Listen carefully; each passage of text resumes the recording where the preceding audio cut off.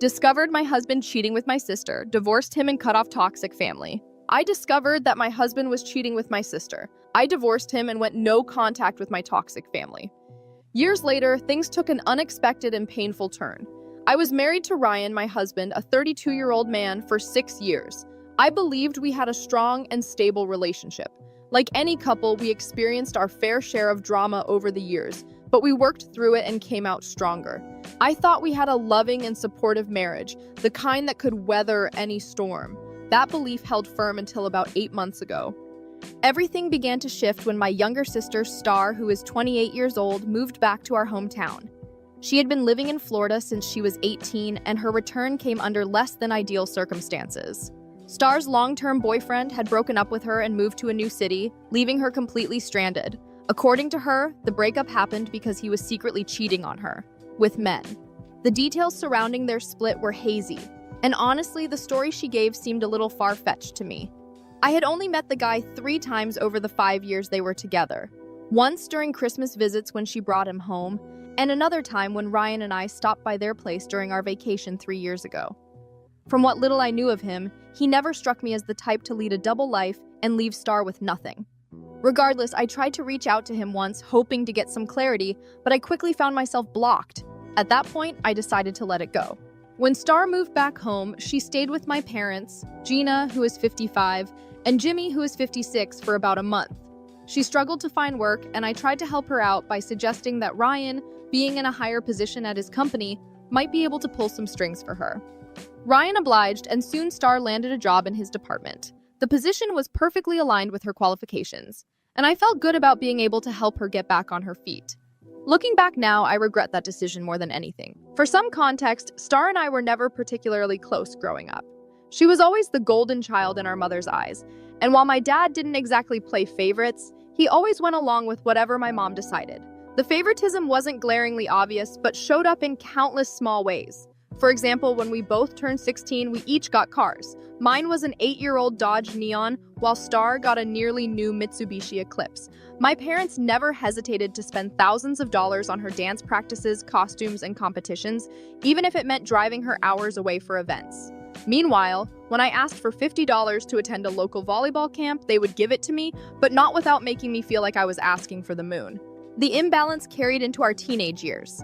I vividly remember one time when I came home 15 minutes late from a date with my boyfriend. My parents took away my car for an entire month. Yet when Star stumbled in 2 hours past curfew reeking of alcohol, all she got was a stern lecture. By the time she left for college and decided to stay in Florida, I wasn't particularly sad to see her go. When Star moved back and started spending more time at my house, I thought she might be trying to mend our relationship. At first, it seemed nice, almost like she wanted to reconnect.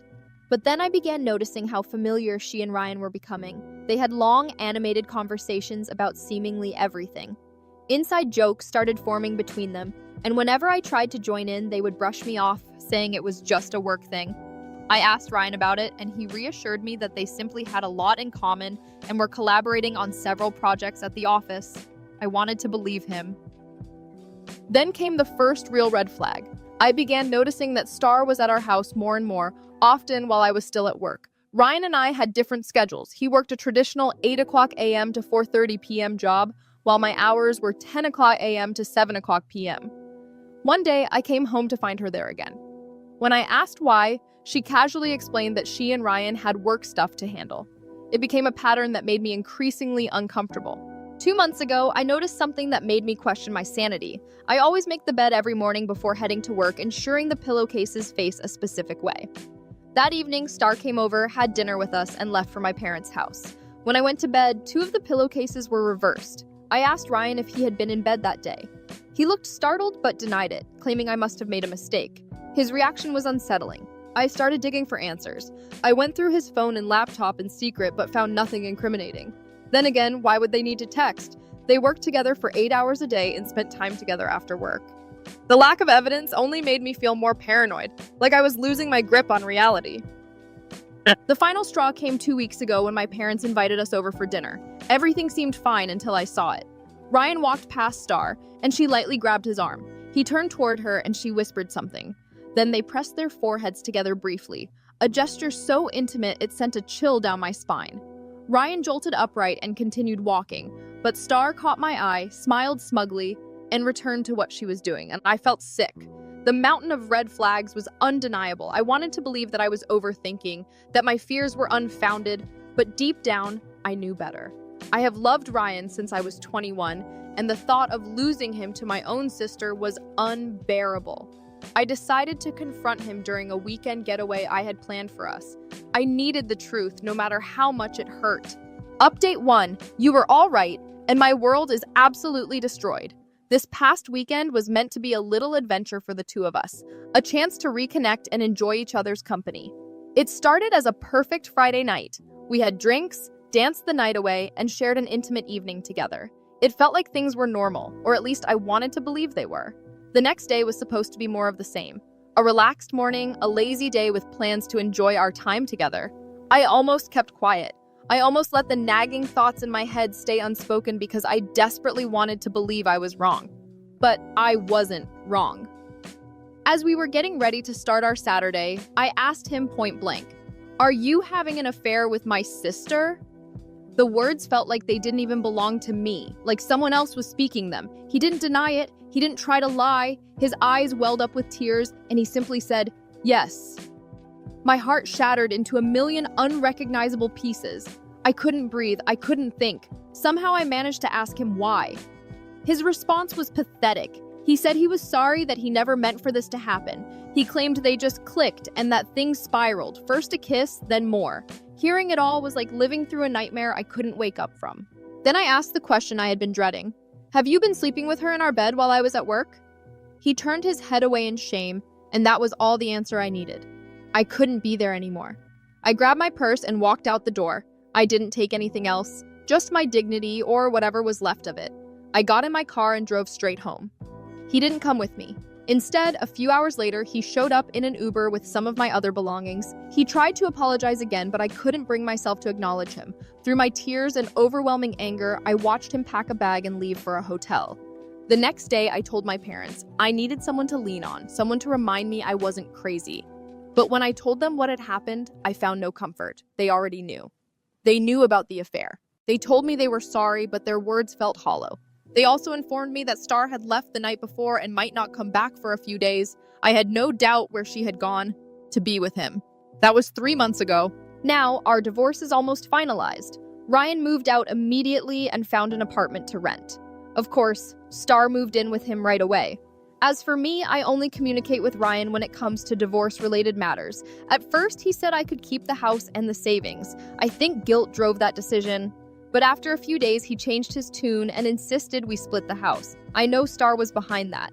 Thankfully, I had already moved the savings into a new account, so there was no fight over that. Still, it felt like 9 years of my life were gone in an instant. Ryan has no idea what he is getting himself into. Star is manipulative and self-centered, and one day she will discard him like she has discarded everyone else. She has been cruel throughout all of this. A few days after I found out about the affair, she tagged me in a Facebook post, a selfie of her and Ryan. He was kissing her cheek from behind, and the caption read, "Feeling loved." It was revolting. I immediately logged out of my account and deleted the app from my phone. Not even an hour later, she texted me, "Sorry sis, didn't mean to tag you, no hard feelings, right? I hope we can still be close. You'll meet your soulmate someday too."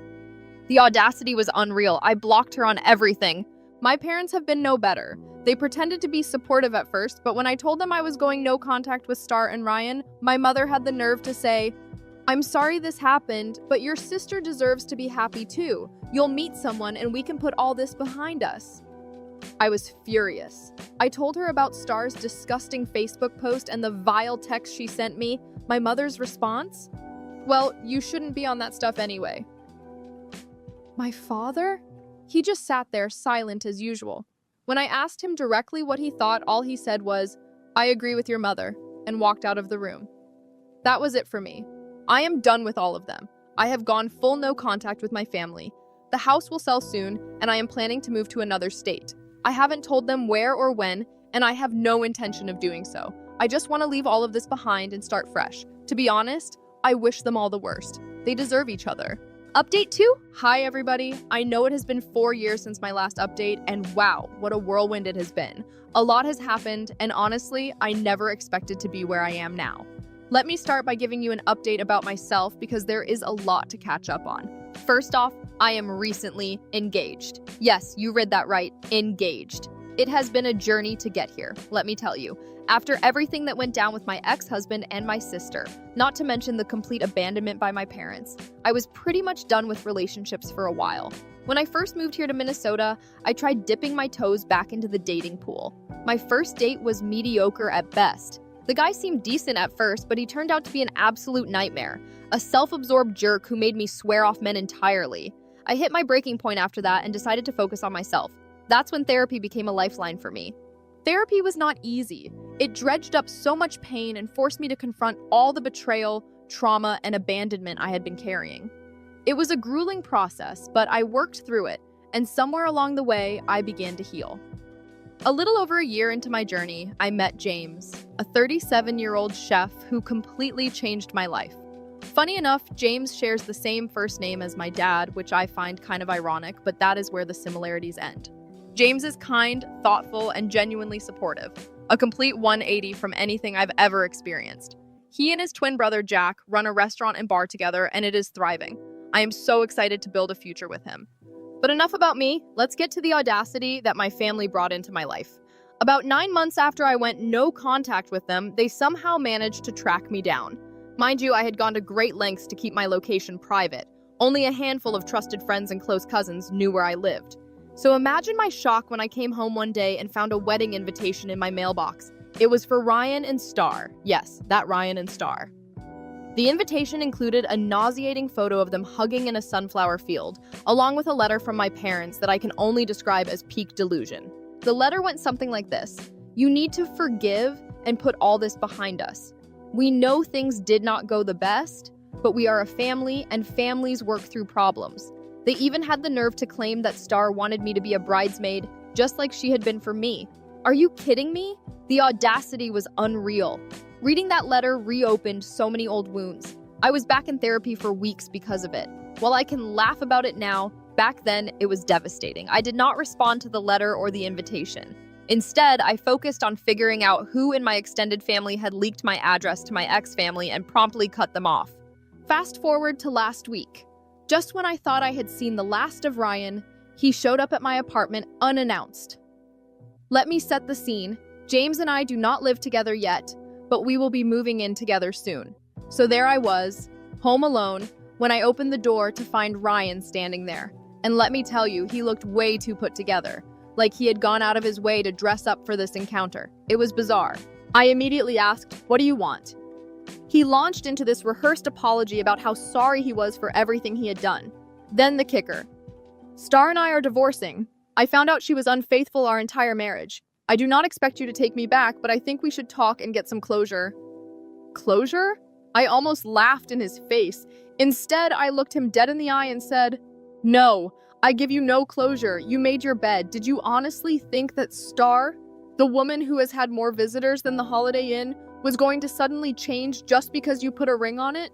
You are even dumber than I thought. I forgive nothing. I want nothing from you. I am better off without you, and that will always be the case. Now go to hell." Then I calmly turned around, walked back into my apartment, and locked the door. I called my landlady, who has become something of a surrogate grandmother to me. Within minutes, her 2 burly nephews, who help with apartment maintenance, were there to escort Ryan off the property. They told him he was now on a ban list, and if he ever came back, the police would be called. I thought that would be the end of it, but of course, Ryan just had to push his luck. The very next evening, I was at James's restaurant, enjoying my usual routine of hanging out while he managed the place. I have grown close to the staff, many of whom are James and Jack's family, and it feels like the kind of family I always wished I had. Out of nowhere, Ryan walked in and sat at my table.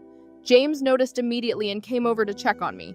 He recognized Ryan from photos I had shown him and asked if I wanted him to kick Ryan out. I told him, "Not yet, I have a few questions." Ryan, ever the opportunist, seemed to think this was a win for him. I asked about his divorce from Star purely out of morbid curiosity. He admitted she had been cheating on him with at least 2 married men. Classic Star. When I asked if she got half his assets, Ryan smugly replied that he had stayed in the marriage long enough to stash away savings and sell off some assets, so she only got a fraction of what she could have taken. Turns out Star had to move back in with my parents. I let that information sink in, then said, "Thanks for the update, you can go now." James did not need further prompting. He told Ryan to leave and warned him never to come back. Ryan tried to protest, but the entire restaurant staff was glaring at him, ready to back James up. Defeated, Ryan slunk out the door. That was the last I saw of him, and I sincerely hope it stays that way. Later that night, James's family called to check on me and insisted I stay with him for a few days just to be safe. Their kindness was overwhelming. For the first time in my life, I feel truly cared for, and it is a feeling I will never take for granted. Hopefully, this is the last chapter of Ryan's drama. If not, I am ready for whatever comes next. Update 3. Hello, everyone. I honestly did not think I would have another update to share, but here I am with more news. First, a little about me. I am now a 41-year-old mother of 2 wonderful boys. One is 6 years old, and the other is 2 years old. Life has been busy, but incredibly fulfilling. James and I are doing really well as a couple, and our relationship has only grown stronger over the years. Professionally, I have settled into my role as a part-time office manager for the restaurants. I also wear another hat as a semi-successful self-admitted gem in the world of small business management. Speaking of the restaurants, James's cousin joined the business a few years ago, and together we took a big leap and opened a second location 3 years back. It has been a whirlwind of hard work and late nights, but with all 3 of them, James, his cousin, and myself, staying deeply involved in the operations of both locations, we have managed to turn it into a thriving business. The success of our venture has not only allowed us to grow financially, but has also given each of us the flexibility to carve out some personal time, which, as any business owner knows, is invaluable. On a more personal note, looking back, I am fairly certain I became pregnant while staying with James after his parents insisted I do so during the aftermath of my last update. It was a chaotic time, but their support, albeit a little pushy at first, turned out to be a blessing in disguise. Now, his parents joke that they always planned for this to happen because they secretly wanted to be grandparents all along. They even say it was all part of their grand master plan, which makes us laugh every time. Life might not be perfect, and it certainly did not go according to the script I had imagined years ago, but I can honestly say I am happy. We have come such a long way, and I feel deeply grateful for where we are now. Thank you all for sticking with me through this journey. Now for the update 4. After the last time Ryan tracked me down, I knew it was only a matter of time before someone else from my family, whether it was my parents, my sister, or maybe even an aunt or uncle, would show up. It was not an if, but a when. Still, it did not happen immediately, which lulled me into a bit of a false sense of security. I began to relax. I leaned on the support system I had built around me, which included my husband, some close friends, and James's incredibly supportive family. They made me feel safe, like I could breathe again after years of suffocating under the weight of my toxic family. Eventually, I even ventured back onto social media. Despite staying completely no contact with my immediate family and most of my extended family, I was not naive. I knew that if they really wanted to, they could figure out a way to find me. Still, I convinced myself that they might let me be. For a while, it seemed like they had. It was not until after the birth of our first child, a beautiful, healthy baby boy, that I got the first message. It was from my mother. I stared at the notification for what felt like an eternity, my heart racing as I debated whether to open it. Against my better judgment, I did. The message was as infuriating as it was predictable. She offered what could only be described as a half-hearted apology. She mentioned forgiveness, and then casually inquired about her grandson, as if we were still a family who shared milestones and joy. I was furious. The audacity of her calling my child her grandchild was beyond insulting. I was not about to let her rewrite history to suit her narrative. So I responded. And perhaps I was more brutal than necessary, but I do not regret it. My reply was direct.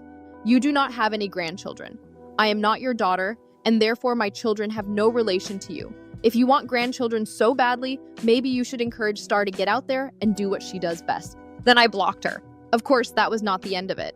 My mother created new accounts and attempted to contact me repeatedly. Each time I deleted the messages and blocked her again. For months, I thought that would be enough. It was not. The messages escalated. Suddenly, I was being bombarded with friend requests, direct messages, and emails. Please to reconsider, all centered around missing out on the grandkids' lives and wanting to make amends. I read some of them out of morbid curiosity, but they all sounded like the same hollow sob story. I knew better. I had no intention of letting any of them back into my life, let alone my children's. I had drawn a line in the sand, and I was not going to erase it just because they felt entitled to a relationship. Then something unexpected happened. My sister Star began reaching out to me directly. Her messages were brief and cryptic, but they carried a desperation that was hard to ignore. She said she needed to speak with me. That was it. No explanation, no context, just a repeated request to talk. After 3 weeks of her persistent messages, I decided to hear her out, though on my terms. I agreed to a Zoom call. Just me, no kids involved. The call started awkwardly. As soon as the video connected, my parents and Star were all there, sitting together like some kind of intervention team. Predictably, the first thing they asked was to see the kids. I shut that down immediately. That's not happening, I told them. They already have 3 grandparents, James's mom, dad, and grandma, and they do not need any more. The mood shifted. They seemed disappointed, but I got the sense that their real agenda had not yet come to light. Star looked terrible. She was pale, thinner than I remembered, and had dark circles under her eyes. My parents, too, looked older, more worn down than I expected. It made me wonder if there was something deeper going on. Then the apologies started. They came all at once, like a floodgate had opened. Star admitted she was wrong for what she had done and claimed she deeply regretted the hurt she caused. My parents echoed similar sentiments, with my mom going on about the importance of family and looking out for one another. I let them talk, though I was not moved by their words. When they finally finished, I stared at them and asked bluntly, "Is that all? If so, I am going to go."